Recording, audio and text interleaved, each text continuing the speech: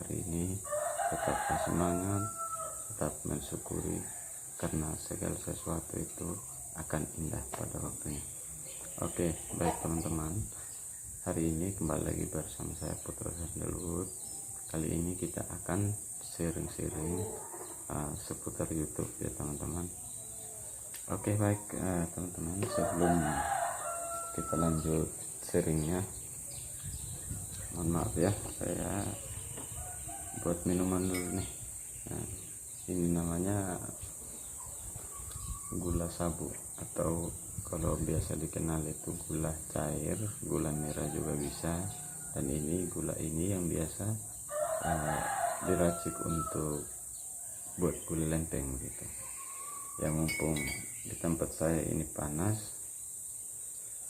ya, jadi saya buat ini dulu teman-teman, untuk menyegarkan tenggorokan.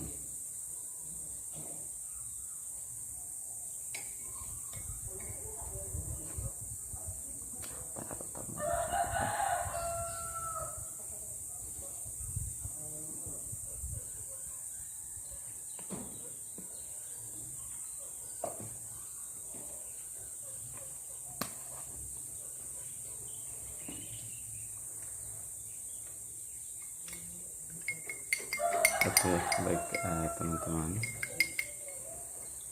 hari ini kita sharing-sharing lagi ya, terkait dengan bagaimana sih cara menambah subscriber, cara menambah viewers atau penonton di channel kita, tapi sedikit berbeda yang kita bahas kali ini ya teman-teman.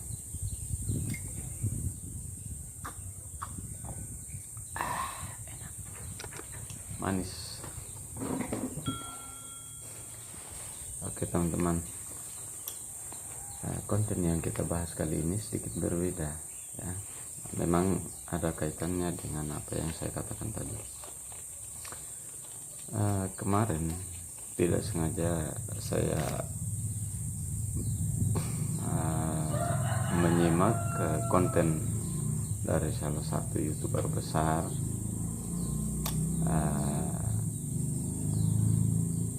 yang dimana itu bukan bukan hanya cerita doang dari beliau itu ya, bukan cerita semata atau pencitraan, tidak. Itu berdasarkan kenyataan, berdasarkan fakta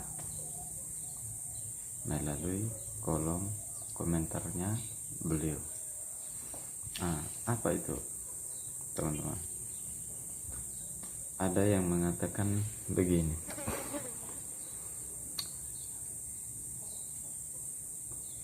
seperti yang kita sudah ketahui bersama, ini bukan rahasia umum lagi.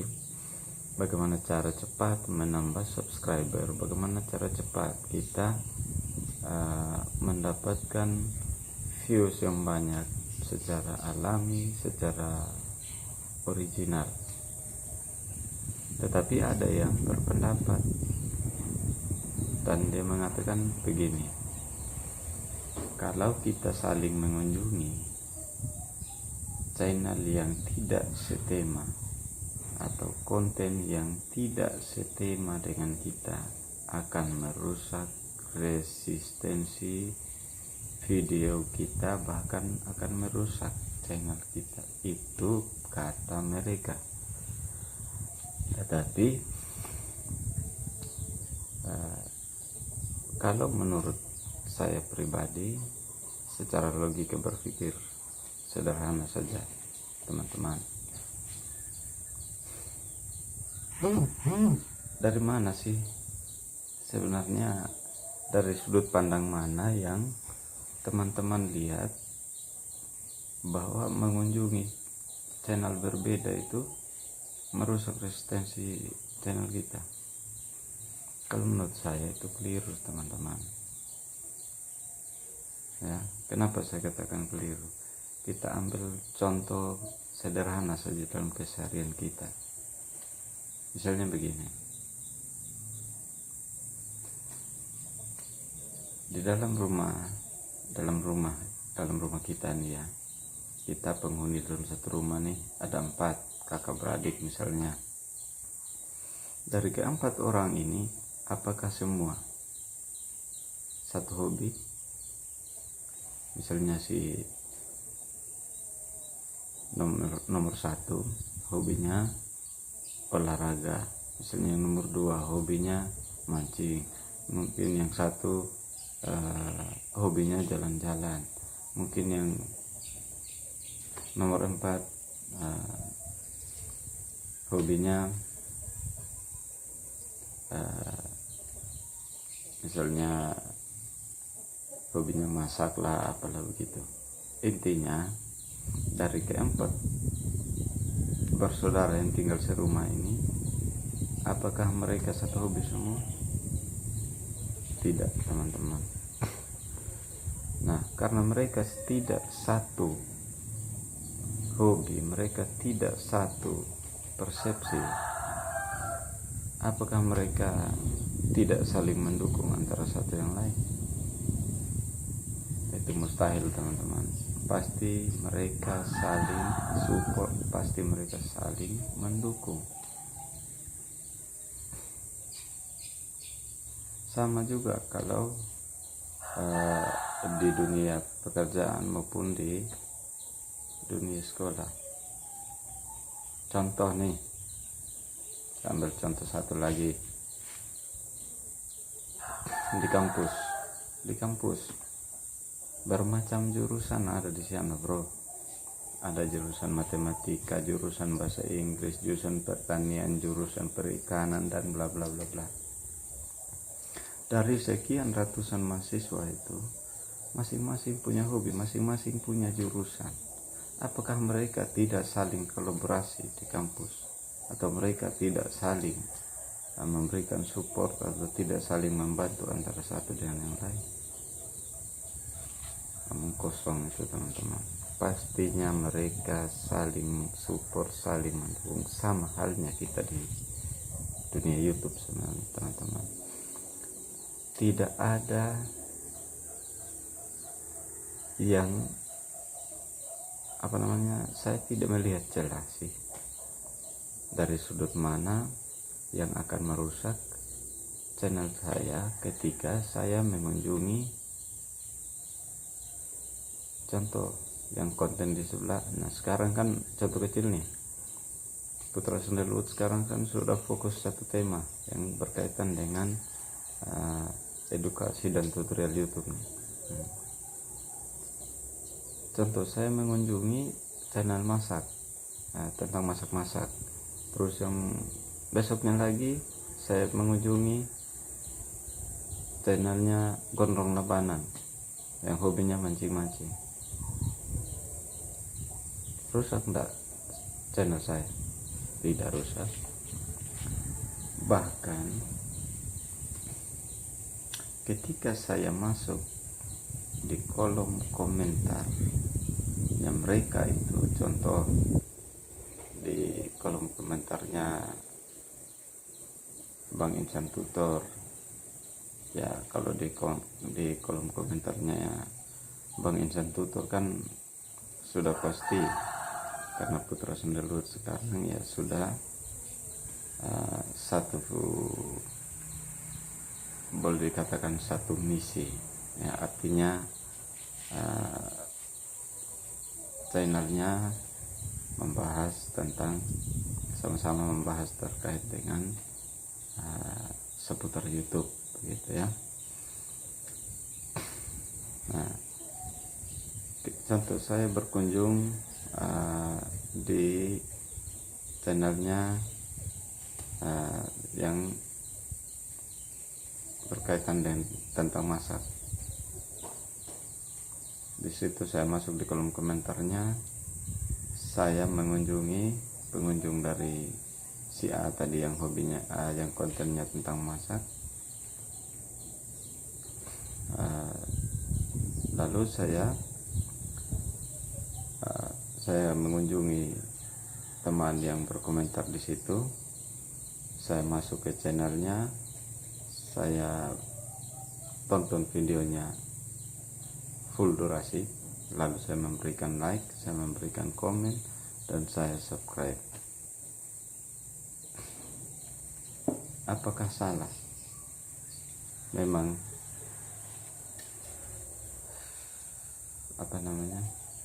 tidak salah, bro. Bahkan itu harus, khususnya untuk kita yang masih YouTuber pemula.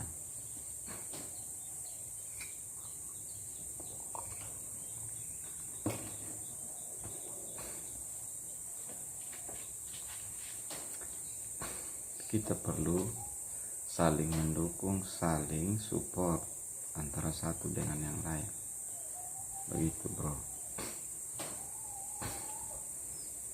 Memang saya minta maaf juga nih, saya tidak menyalahkan, saya tidak mengatakan bahwa yang berpendapat seperti itu bahwa itu adalah salah, bahwa itu adalah saya tidak menjustifikasi bahwa dia itu salah.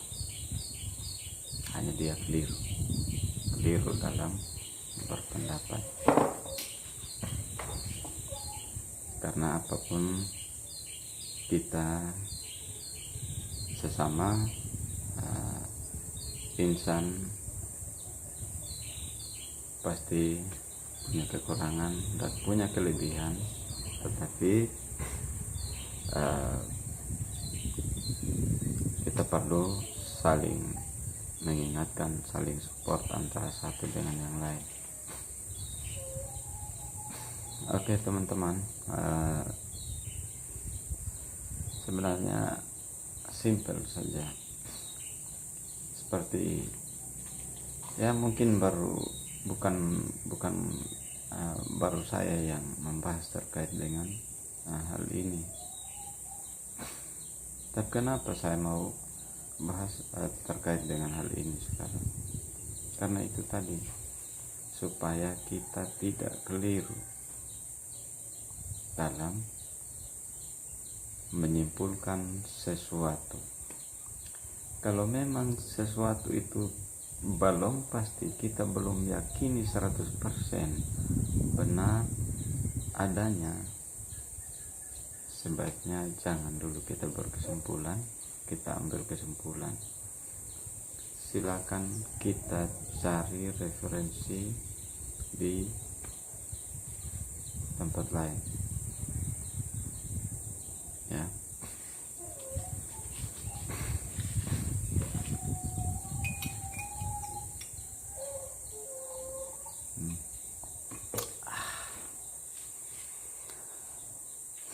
Oke, teman-teman, jadi sesungguhnya saling mengunjungi itu tidak salah, bahkan itu harus. Yang salah di mana? Yang salahnya kalau kita saling mengunjungi meskipun channel kita atau tema kita berbeda. Yang salah itu di mana? Dan ini bukan channel yang berbeda saja, channel yang setema pun ada yang salah. Apa itu yang salah? Yang salah yang pertama, kita belum nonton videonya orang, kita belum simak videonya orang, kita baru klik di menit 0, sekian, kita langsung pencet tombol like-nya, kita langsung pencet tombol subscribe-nya, kita langsung komen di situ. Belum sampai 1 menit kita keluar, selesai kita berkomentar, kita keluar. Itu yang namanya salah.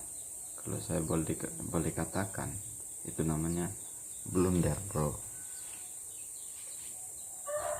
Baiknya catat dan ingat. Kenapa saya katakan blunder? Karena otomatis ketika kita memberikan like, comment, subscribe tanpa kita menyimak video orang lain dengan durasi full, itu akan dianggap spam. Nah, kalau